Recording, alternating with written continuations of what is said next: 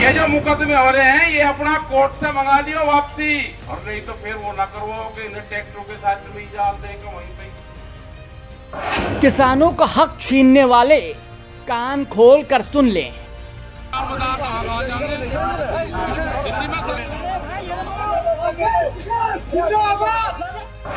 किसान से बैर मतलब सत्ता से हो जाओगे बेदखल।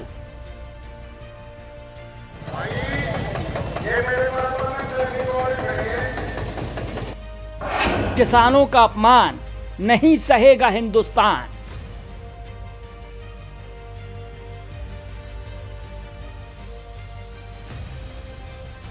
पश्चिम में हल्ला बोल के बाद अब लखनऊ में होगा संग्राम।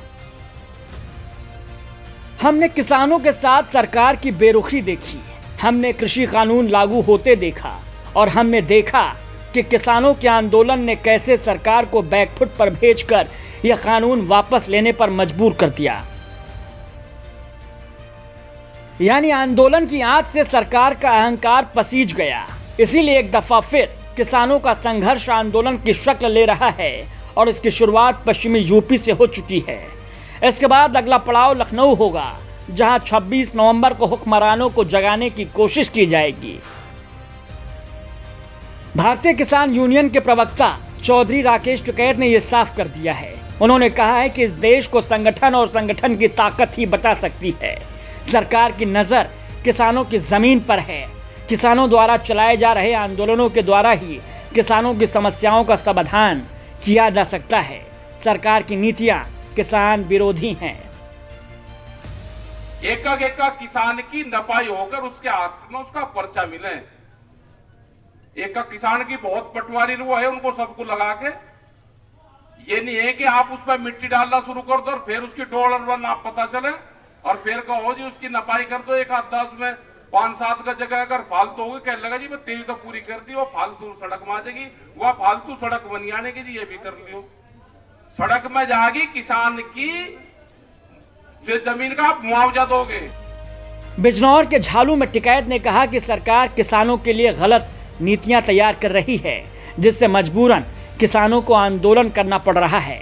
सन 1942 का हवाला देते हुए उन्होंने कहा कि तब तानाशाही कानून के जरिए लखनऊ के एयरपोर्ट की जमीन किसानों से छीन ली गई थी। किसानों की लड़ाई सरकार से चल रही है। उन्होंने देश को बचाने के लिए युवाओं से भी साथ आने की अपील की।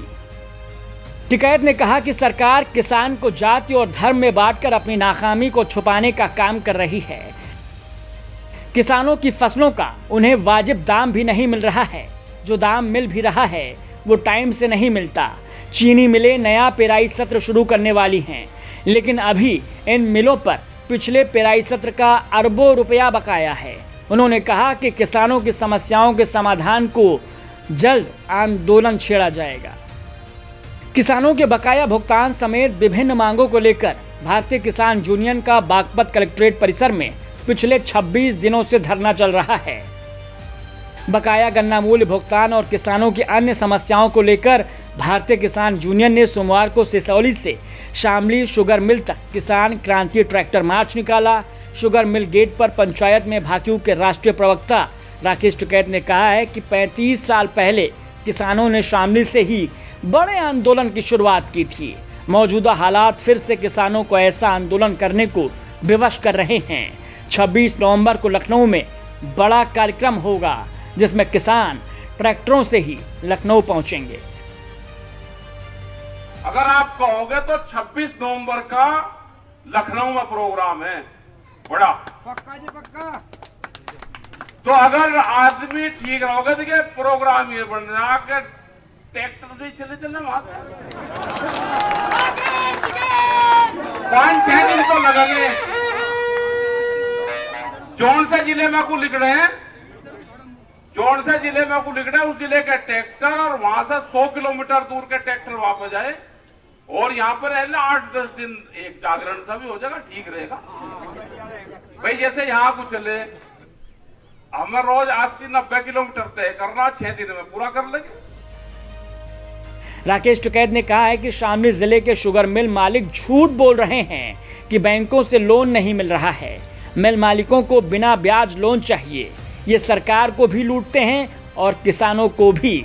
यदि जिला प्रशासन के साथ सख्ती हो जाए तो मिल मालिक स्वतः भुगतान कर देंगे। यदि किसान गन्ना आपूर्ति के लिए चीनी मिल बदलवाना चाहते हैं तो दूसरे मिल का क्रय केंद्र स्थापित करना चाहिए, ऐसी उन्होंने मांग की है। Bureau report, news 18।